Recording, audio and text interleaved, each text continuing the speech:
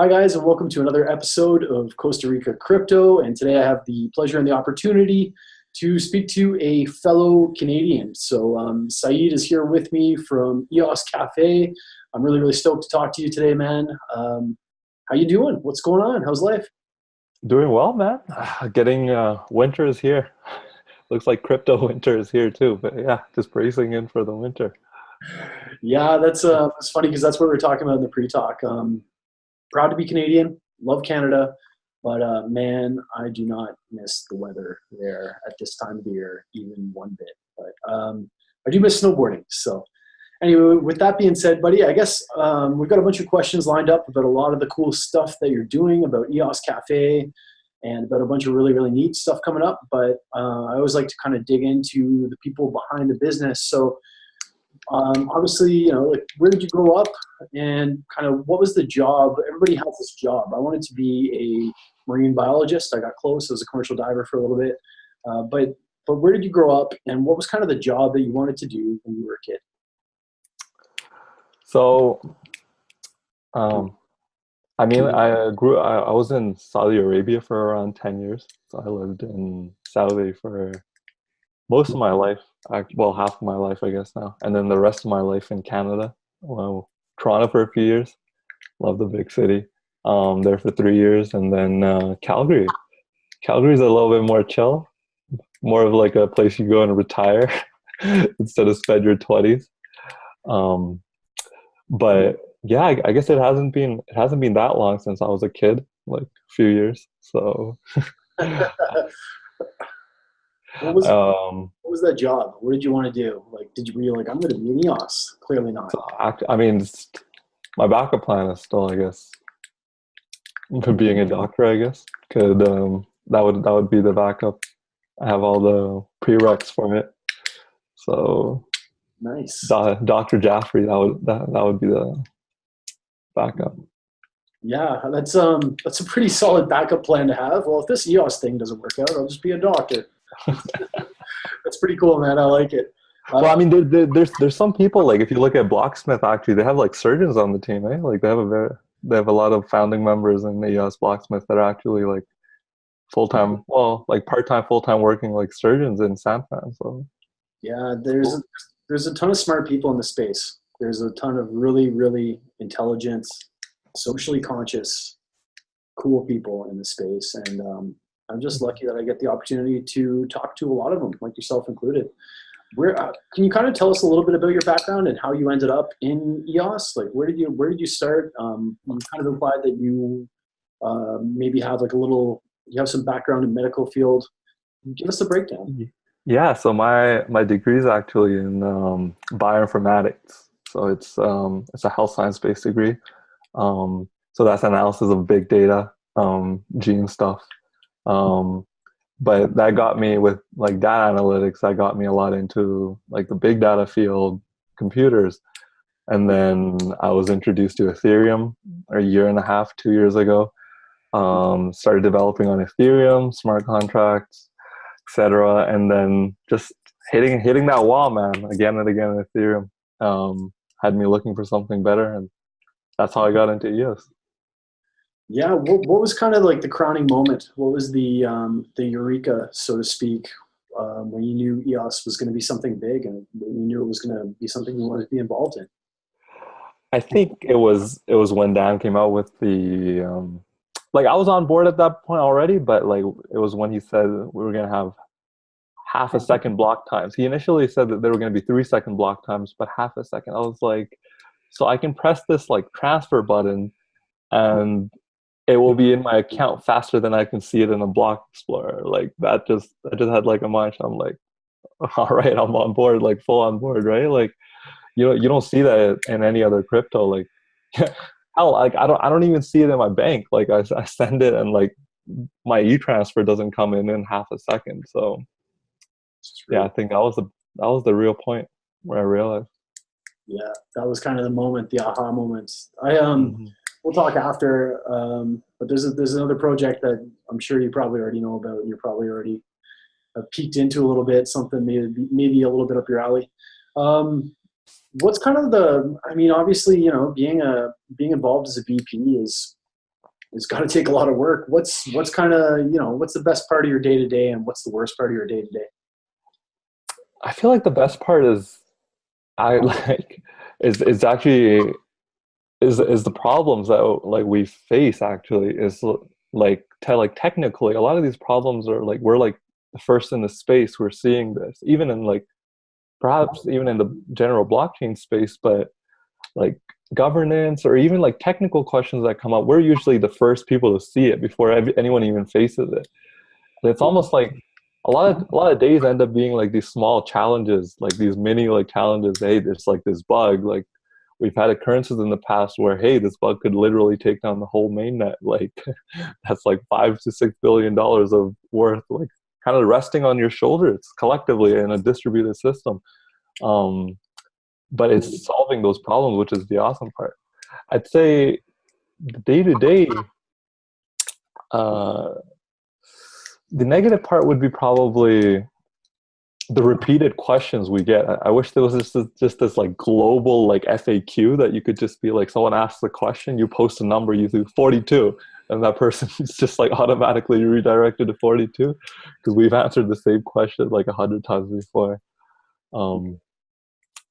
I think that would be the most taxing part. And like, shout out to people like EOS Authority and probably even Grey Mask who actually like, if you go to their channels, they get the same question 100 times daily. Like you'll see the same question pop up like 10 times in like an hour. And it's just like, it must be taxing. Like it's taxing on us who don't deal with that volume, but it's taxing.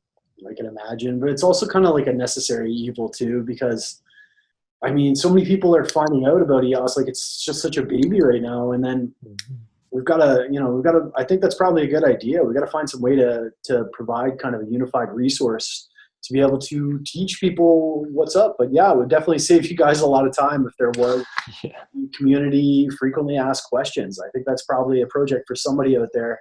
If somebody's listening, just kind of a global FAQ to a lot of the stuff that you deal with on a daily basis. I gotta ask you a question, man. You're always smiling. You're always happy. You're always positive. What are you hiding? Nothing, man. Just a bag of happiness. No, you know, like I think people have like different baselines. Like worries come and go in life, but like it just depends on your baseline. I guess like with my baseline, like happiness is forever. It's like I'll have times where I go under my baseline, but it's like sooner or later go back to happiness. Like it's just my baseline. There's not, I'm not hiding anything. Okay, all right. Now it was a trick question. I'm just messing with you. I just noticed that you're always so positive. You're always so upbeat. And I don't know if I've ever seen any media that you've done or never seen a smile on your face. So I think that's a pretty cool way to go about it, and it's definitely noticeable. Let's get down to the meat and the potatoes here. I want to talk about EOS cafes, right? What inspired the idea of these collective workspaces? So the idea of a cafe itself is that it can actually take like any shape, right? Like a cafe, a lot of people think is like the typical coffee house, but a cafe in parts of the world like is like hostels, like places where people sleep, collaboration spaces. It's literally anything that it wants to be, and like that's what we take it. Like it's really like it depends on the area. Like some of the cafes that we've been exploring in Korea, like they're very traditional coffee houses, right? Like that's the way a cafe is in Korea. Where even if you go like a bit outside to even something like China, like they don't like coffee is not as big in China as it is in like Korea, but they still have cafes. But now these cafes become more like almost like mini restaurants or like boba tea where they're serving like bubble tea. And then you go to Europe, as I said, there's hostels. In North America, you can make them whatever that you want to be.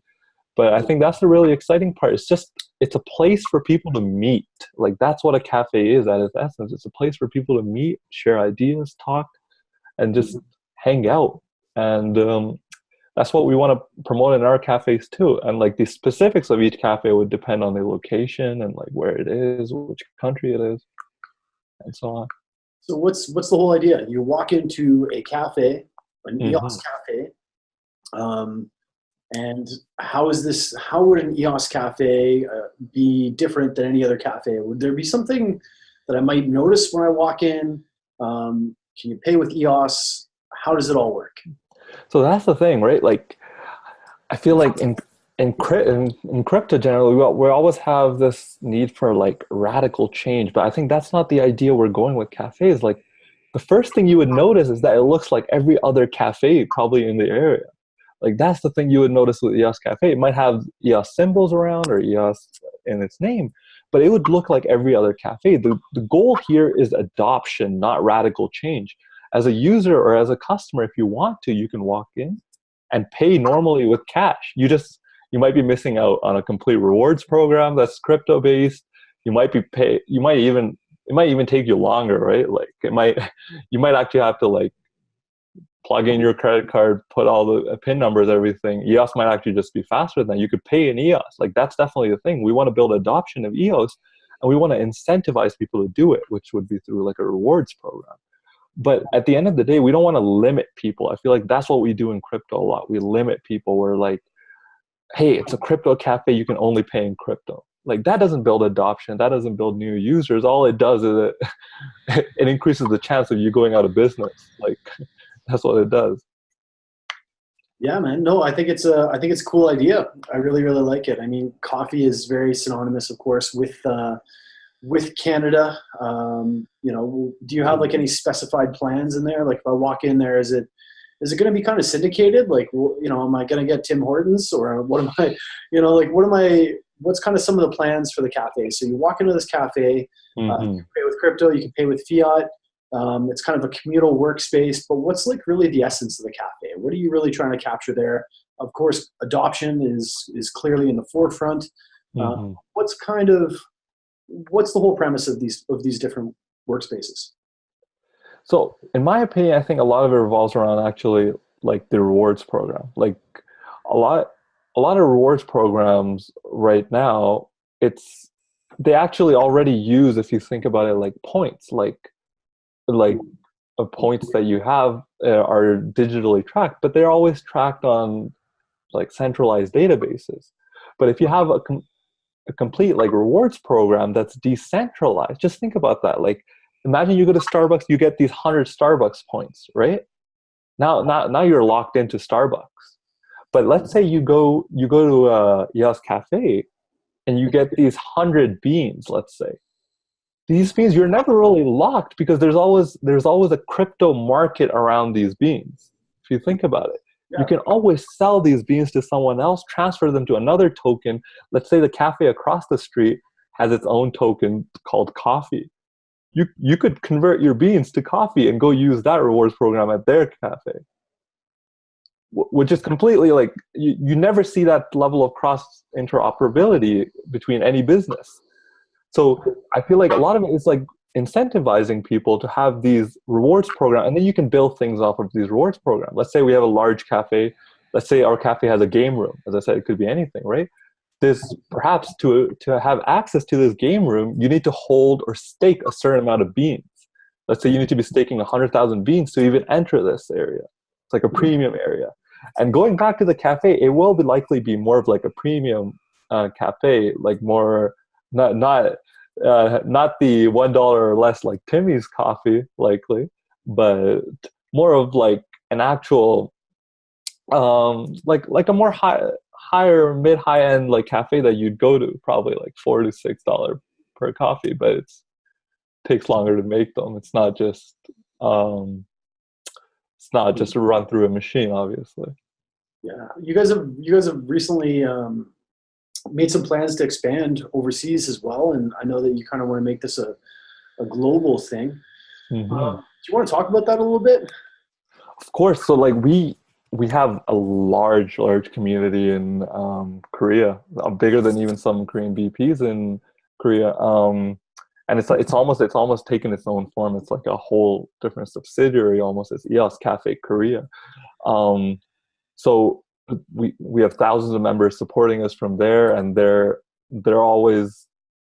really excited about coffee because coffee is so huge in Korea. So we are like, even currently, like our plans are to hopefully build our first cafe in Korea, just because of the large community we have in Korea. And then we want to expand more to China and other places in Asia and Europe. We've been in talks with Crypto Lions about some long-term plans about perhaps opening up cafes in Ukraine, which is all exciting opportunities. Yeah, it's really cool. It sounds like a super cool idea. You don't have to sell me. I was already sold. Reading up on it, but I like it, man. I think it's great, and I never really thought about it in the sense that, you kind of mentioned it really is kind of a decentralized experience in the way that you just described it. I think that's really, really, it's a cool aspect to it, and it'd be kind of interesting to see, various forms of cafes popping up. But I'm more interested in what you got going on, and I'm looking forward to seeing that start. We're going to get to some more BP stuff here in a little bit, but I want to take you back to your hometown of Calgary just to kind of give people a baseline about what Syed's all about. Spent a lot of time in Calgary. I actually love it. I think it's got a great vibe. It's still the kind of place where, people open doors for each other. It's got that Canadian hospitality. It's got Banff and a ton of other things going on. I think I want to know, I don't know if people want to know, I'm sure they do, but I want to know what you do for fun. What do you do when you're not working on EOS? How do you unwind? Like what are your hobbies? So one thing I actually love personally doing is volleyball. Volleyball is like I've played in my entire life. It's something I carry with me, and like it just holds like a special place in my heart. And it's one of those things that I do to like let loose. I feel like so I mean, like as an individual, if you've never met me, you'd never know this, but like I'm actually 6'3", so it's like the perfect sport for me. And yeah, I've actually been trying to get more into beach volleyball. Not the perfect sport for Calgary, but it's fun. I feel like I need to start visiting more beaches outside of Calgary so I can play more beach volleyball. But yeah, indoor volleyball is I feel like my main like way to let loose. And then as we were talking about in the pre-talk, I actually snowboarded a few times the last 2 years. It was my like first winter sport ever. But now I want to try skiing. I've never done skiing before, but there's pretty much a huge hill in the city. So as you know, so I feel like I need to get out there this winter. It's such a Canadian thing. Like it's done a lot in Europe and a lot of places in the world, but I've spent a lot of my youth just like in, -40, the top of some mountain in the middle of nowhere with just, me and the snowboard and a buddy. And I don't know too many people who would do that kind of thing for fun other than Canadians. It's just a really, it's something that you grow up with, and you definitely have a beautiful spot to do it. So I'm hoping to maybe make it home at some point this winter, do a couple of days of riding, and then get out of there. So we'll see how that happens anyway. I want to go back to some of the BP stuff and some of the other stuff that we're talking about. When did you kind of decide, we're hopping around a little bit here, but I tend to do that. When did you kind of decide that you're going to do the cafe thing? Like where did this idea come to you? And, when did you lay the hammer down and say, I'm taking this initiative, I want to be involved and be a BP candidate? And like, where did it all stem from? How did you get to that from being interested? So it all started like super early this year. At a local meetup, we had a local EOS meetup. One of the guys there was starting this almost sort of community around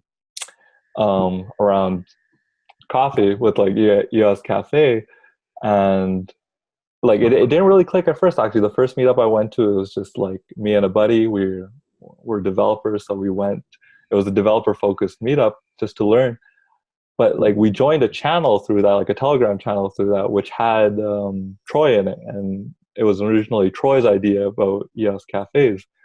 And then we found Swan, who's a long-term system administrator, and he was like, yeah, like I can do this server stuff easy. So, and then we were like, hey, look, like we should definitely like try to be a BP. Well, at the time, I feel like I think there had been like a few announcements, but like we were just looking in the space, and we were like, there's not a lot of people actually putting out their proposals to be VPs, or at least legitimate proposals. Like you'd see all these people with no website, nothing, just entering a proposal. But we thought EOS deserved better, obviously. So we put together a proper team, we put together a proposal, and here we are. If I understand it correctly, are you guys a DAC essentially, decentralized autonomous community, or? Yeah. So essentially, when we're not the BP itself is not a DAC. So when Troy started, what he had in mind was a DAC for just a community. Had no BP in mind. Just this idea of crypto cafes. That's what he had the idea of how would I be building like crypto cafes around the world. And then from that community, we met people who were interested in creating a BP, and that's how the BP sprung out. The BP sort of sprung out of the DAC. So the DAC still exists. The DAC still does.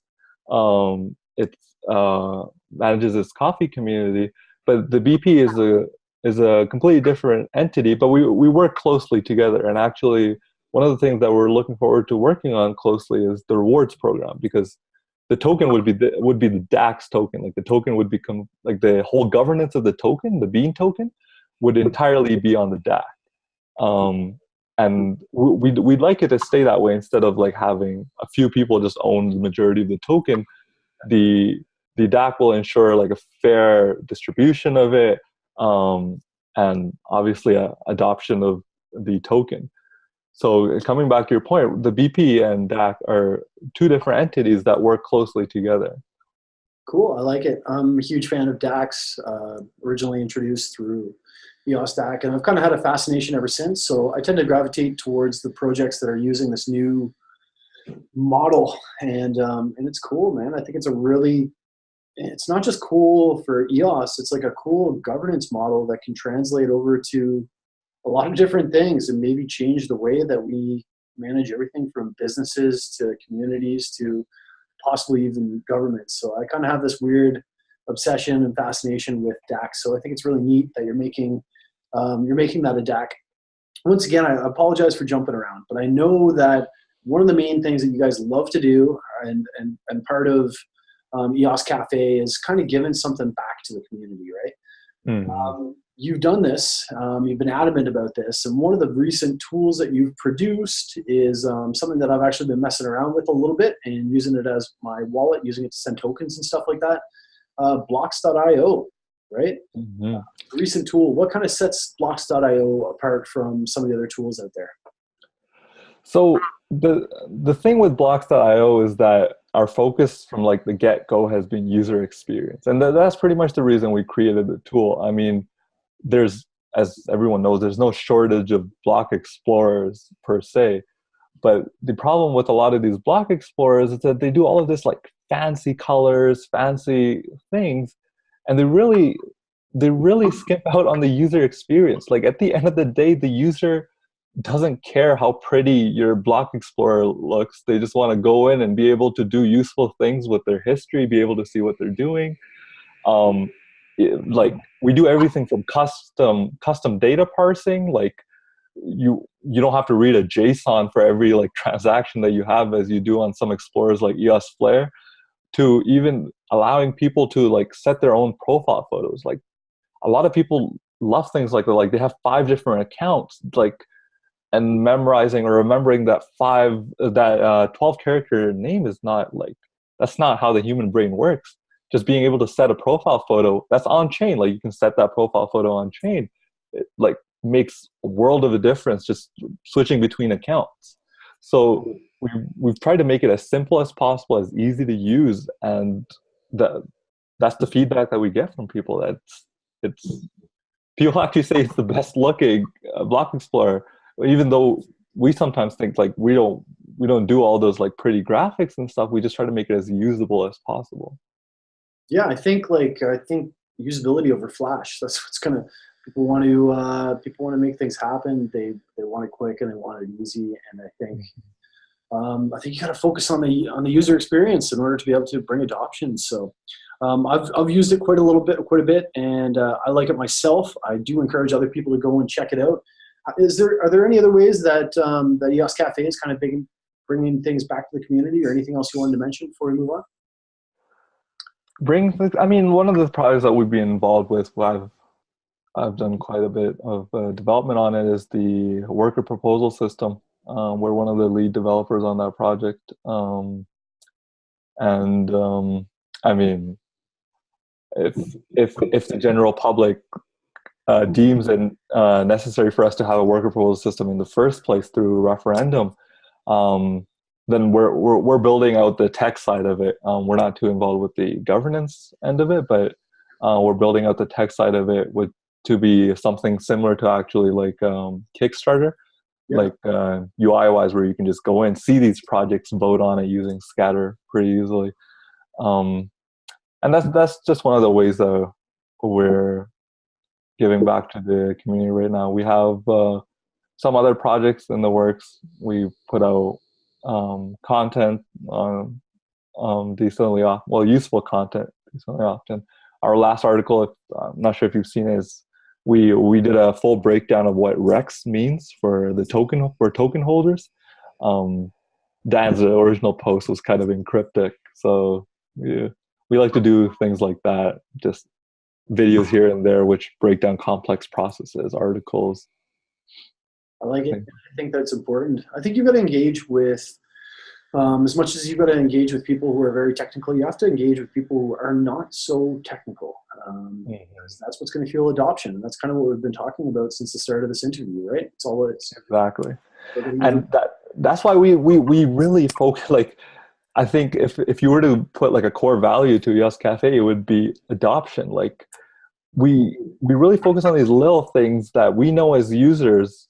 Like, we love to try our own tool, obviously, is like, that's what makes a world of difference. Like, if you go to, let's say, blocks.io, by the way, like, for anyone trying this, it's bloks.io. It's the blocks without the C. If you go to that wallet with the transfer, like, it will, once you link Scatter, it will automatically detect all of your airdrop tokens. You don't have to go in and manually enter contracts. And it will allow you to do like simple things that you just think you should be able to do, like send your entire balance. Like, I haven't seen that on any other tool in EOS. Like, you should be able to just literally, you link your Scatter, you type who you want to send it to, and then if you want to send your entire balance, you just press that. It's like 3 buttons. Like, so it's really about the usability and making as easy as possible for your users. And I feel like that's what will bring adoption at the end of the day. Yeah, I have to agree with you, man. I think you're right. And I've used blocks.io. I'm definitely going to link to everything that we're talking about below. I'll make sure that people have access to that. I've used it. I think it's a great tool, and I enjoy it. Oh yeah, and if you ever want to reach us, EOS Cafe Calgary, that's the Telegram. That's our handle on most things. If you have any questions, you can privately message me too, Syed_Jaffrey on Telegram.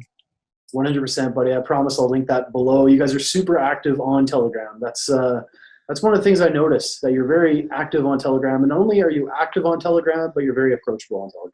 And I know that you do want people to come and engage with you, and I hope that they do. I'm sure I know they already do.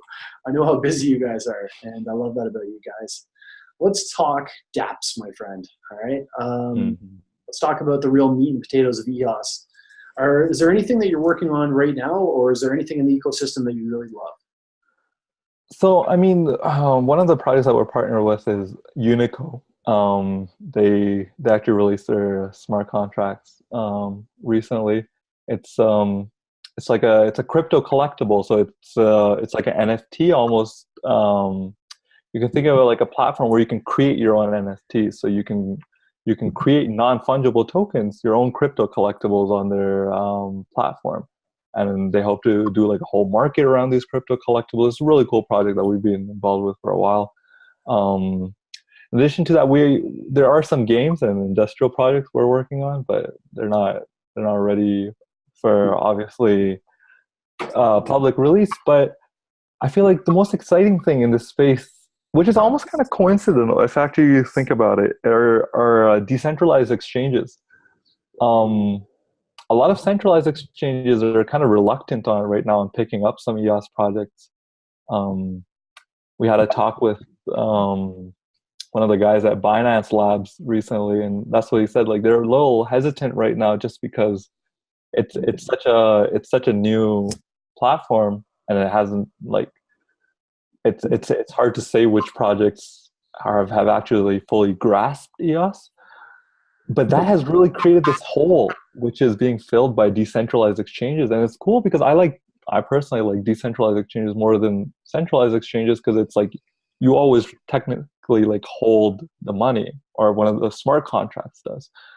So it's created the space with DEX EOS, new DEX, all these decentralized exchanges popping up, and like that's really got me excited seeing like people actually using them. Well, like a lot of times they don't have a choice with these tokens, but I feel like it's going to build like the right mindset in EOS token holders, and it will continue this adoption of decentralized exchanges even past if Block One releases one themselves. 100%. I'm a huge fan of them. I use DEX EOS all the time. Of course, new DEX as well. And I know that there's a bunch popping up every single day. I think there is like 4 or 5 of them, but I think it's super cool, man. I don't have to transfer my tokens out. It's right there, click a button and it's done. So it's been interesting, and it'll be funny to see kind of the way that the market goes with that. And I think like I kind of I've spoken about in some of my previous interviews, like EOS is so young, man. It's just starting out. And from what I've seen, we have some really, really cool projects popping up, and daily too. It's so hard to keep up with it. I spend a lot of my time on this stuff, just kind of researching things, because it becomes like this weird passion addiction. And there's some really, really cool stuff popping up. What do you think some of the things are that are intrinsic to the ecosystem right now that are working? Like, what do you think EOS is, or people in EOS are doing really, really well? And then what are they not doing so well? I feel like the thing that's being done obviously really well is the tech. Like there's so much tech advancement like every day that you hear about in EOS that it's crazy. Like you don't see this type of tech advancement anywhere. Like I remember we put out like a paper wallet like a few months ago, just like a simple paper wallet, and then someone's like, some major crypto had this on their like roadmap. It was like a roadmap item to actually like release like a paper wallet. I'm like, these are things that you code up in like a few days and just release. Like, so, and then you have people like this releasing these things every single day in EOS. So it's really awesome seeing the developer community in EOS. And it will obviously mature. There's lacks of like unit testing frameworks, but like all of that will, like as you said, it's like less than 3 months since mainnet launch, or just 3 months. The things that are a little lacking is probably the governance side. Like I feel like there's a lot of transparency. There's definitely transparency. There's like they release videos of all their calls, but there's a lack of breakdown. Like for the general user, you're not going to go and sit and watch their 2-hour meeting. Like you need this synoptic like breakdown of things that are going in the ecosystem on a governance level. I feel like that's what's currently lacking in the EOS ecosystem. It's a good idea. Even like a mailouts or some sort of communication, because I think a lot of people are interested. I know there's a lot of people who invested a lot into EOS, and it's funny because I'm one of those guys where I came to EOS and I was intrigued by some of the investment potential, and now I'm just a lot more intrigued with what's happening, some of the dApps that are popping up, some of the people in the space, and the potential for what EOS has behind them with the transaction speeds and some of the great minds that have kind of come to the space. I think it's super exciting, and I enjoy it, man. I guess my next question for you is kind of a little bit of a lead off that. Who, in your opinion, aside from Syed, is the most interesting man in EOS, or woman for that matter? Like who's the person out there that you really kind of, either you enjoy or you follow or you're interested in? It would have to be Nathan James, Ennis James, yes. the man of the myth.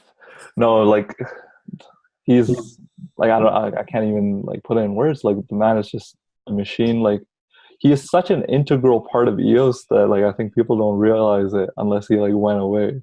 Um, like almost every, I would say 80 to 90% of interactions or transactions that are like, aside from I guess like via block Twitter, like real transactions that are happening in the space are happening thanks to him, thanks to Scatter. Like for people who don't know, he's the creator of Scatter, and most of his code base is written by himself. He's like a sole man working. He has a Chrome extension, desktop. He's working on Ledger integration. Like man works nonstop, and honestly, like if I feel like he needs to be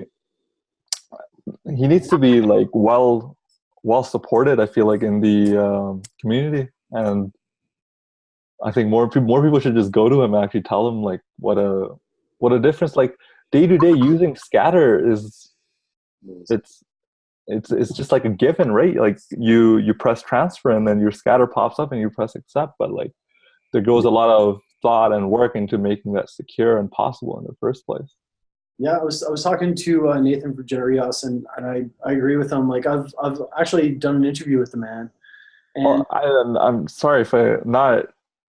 Are you just so don't mix it up? Like I'm talking about Nathan from Scatter, not Nathan from. oh no, They both have the same name for all the viewers. no, I did an interview with him yesterday. We were talking about it, or it would have been a couple of days ago. We were talking about NS James from Scatter. Okay. No, don't worry.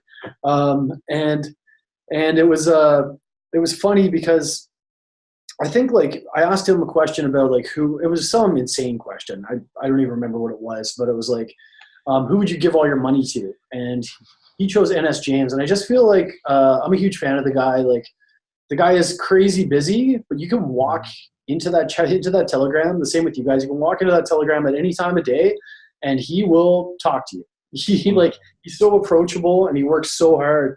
And I feel like if I were to ever really see anybody get a bunch of money behind them, I would love to see that man get a bunch of money up because yeah, definitely. He's not going to be blowing holes in mountains and building bat caves and driving Lambos. The guy is going to do some really, really cool shit. Like the guy, I like him a lot. I'm a huge fan of him, and I hope at some point I can manage to Shanghai him into doing another interview. But I have to agree with you. He's done a lot, and I'd like to see him well funded too, specifically so he can continue to do some of the things that he's doing. But I think that could probably be said for a lot of other people in the space as well. But I think that's a pretty solid answer, man. I'm going to give you kind of like the question. I'm going to put you on the spot. Why should people vote for EOS Cafe? And I mean, I know why. I'm already a fan. But if you're to stand on the soapbox right now and just kind of talk to the community, why does EOS Cafe deserve their vote? So EOS Cafe, what we work on, like pretty much all of our projects is building that adoption. And what adoption does is it builds value of the ecosystem. It builds value for the token. It builds value for users of it. The easier we make it for people to use the system, the more people that will use it. The more people that will use it, the more value is added to the ecosystem. And I mean, like, Blocks is just a long continuation of projects that we've been doing from the get-go. Like, we have key validation tools, key generator tools. We were the only offline desktop tool to actually allow people to safely move their tokens if they forgot to register on Ethereum to EOS, which was like, I still get questions about it to this day. Like that just goes to show like how many people it has helped out in the space, because like not everyone remembered to register, right? Like it's just one of those things that giving people like this sense of security is, I feel like, what a lot of our tools come back to. Security and easeability is like, you should be able to use the blockchain in a safe and easy manner. And that's what we'll continue doing, and continue building use cases like some of the dApps that we want to work on or we are working on promote that too, is just being able to show how this system can be used easily and actually benefit the token holders and bring more people into the space to increase the value of the ecosystem. I love that, man. I really do. And I'm not just blowing smoke. I think that's like the number one thing that people should be focusing on right now. I think that's the important stuff, is getting people into the space. Like people still some people, not all people, and it's exploding. It's getting bigger, but it's getting pretty hard to ignore. But some people still think Bitcoin is like funny money, and EOS is funny money, and that it's a fad. So it'll be I mean, interesting. even crypto thinks EOS is funny money. It's like I saw I think Roger Ver posted like he's like Bitcoin Cash is like over 50% of all transactions. It just like completely ignores EOS and all the DPoS chains. It's like DPoS is not even crypto. Like, yeah, things like that are a little infuriating, obviously. EOS is a scam. Dan is taking our money. He's running away. Yeah, no, I mean, I remember like that's what attracted me. Interestingly enough, that's what attracted me to EOS. Like it was all the hate and all the all the FUD. Like that's when I got my eyes on it and I was like, none of this makes sense. This guy, you know what I mean? Like it's just not adding up. And it's funny because that's what actually brought me into it. And then I got sucked into the wormhole and I haven't left. Like EOS is really all I do. It's all I'm interested in. So, yeah, it's funny. Moving along, what's your favorite possession under $100? I will have to be transparent about this. So I actually I asked Matt here to change this to make sure like that I could fit this possession in. This question had to fit in my blanket. Like being in Canada, my favorite possession is my blanket. It's like a heavy blanket. I wish I could show you this right now. Probably not in my vicinity, but it's like one of those heavy like furry blankets, and it's honestly my most favorite possession. It's like I don't know how people live in Canada without like a large fluffy blanket. Like I can relate. Trust me, I can relate, man.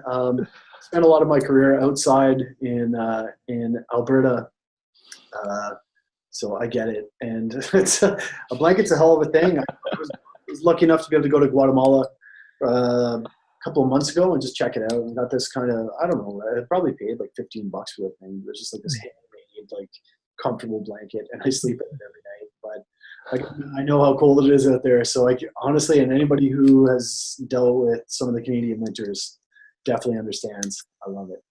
What has been kind of your most, and I'll use this term, but the term is very malleable, like your most epic life experience to date? What has been the one formative experience, whether it's quick, long, short? I feel like, I mean, being in this space, and like as far as I can remember, at least, like I feel like the most memorable thing has been the launch night. It was. I mean, the pictures of this event are out there, but at the launch night, we were in at a conference, one of the EOS related conferences in San Francisco, and there were just a lot of people from the space. We were celebrating the launch and the launch night, and it ended up being like people around this table, like 20-25 people around this table, going around one by one and explaining or just sharing their heartfelt story about what got them in this space and what got them into EOS. And I think it was just one of the most special moments of my life that night. I mean, combined with the launch of this thing that we had been working on for months, I think it's definitely been one of the most epic moments in my life. I love it, and I've talked about it before, but I was there. I was there for the whole thing, and I watched all the, like I was on Telegram, and I was sneaking into all the different Zoom calls, and I always say this, but my girlfriend thought I was nuts. She thought I was crazy. Like, what are you doing? And there's a bunch of people talking, and I'm trying to mute the thing before. I don't know. I agree with you. It was, for anybody who really kind of understands, it was a big event, and it's one that we'll probably talk about for a long time, launching the chain. And I think that there's some really, really cool things in store for EOS. Before we kind of sign off, I want to just give you an opportunity to kind of, if you have any kind of parting thoughts for anybody who might be watching. Of course, I'm going to link to everything, including blocks, bloks.io. I'm going to link to your website and any other pertinent articles. And as well, people can come and seek you out on Telegram. I find that that's kind of where that's kind of the pulse of the EOS world is on Telegram. And I know that Definitely. I feel like slowly I've been getting like my friends and family onto like Telegram as well. It's just like that's the fastest way you could reach me. That's true. Don't check any other media. No. Yeah, no, I feel like it's.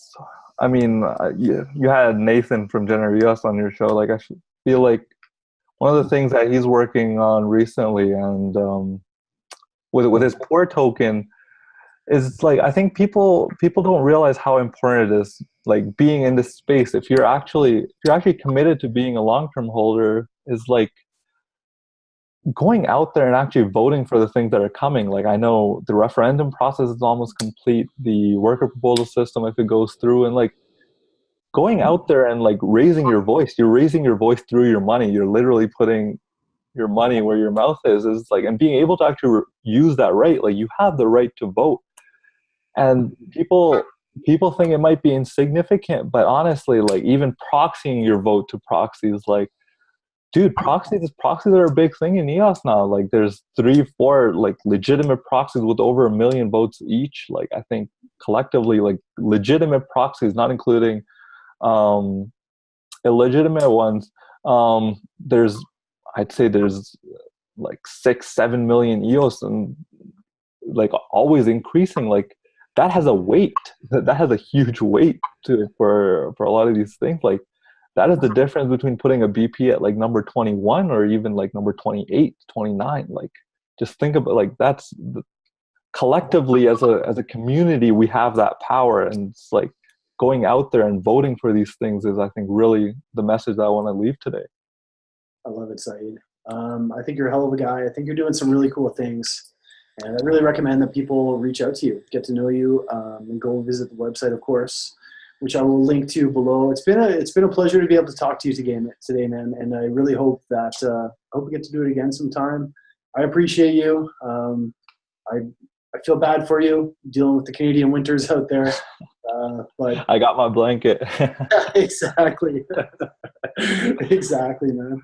Keep doing you. I'm gonna make sure I drop all the links. And thanks so much for talking to me today. All right, thanks, man. It was a pleasure to be on this show, and I would definitely be open to another show. Actually, one of the things that I recommended was we had this sort of like, we need like a late night show in EOS. We need like a late night, EOS off the hook or something, you know, like you should do it. You're the guy to make it happen. Make it happen.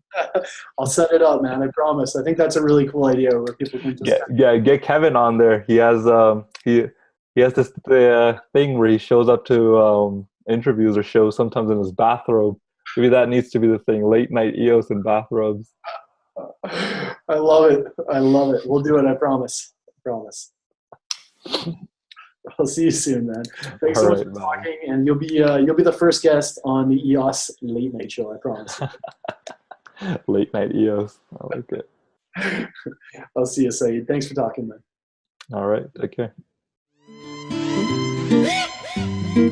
care.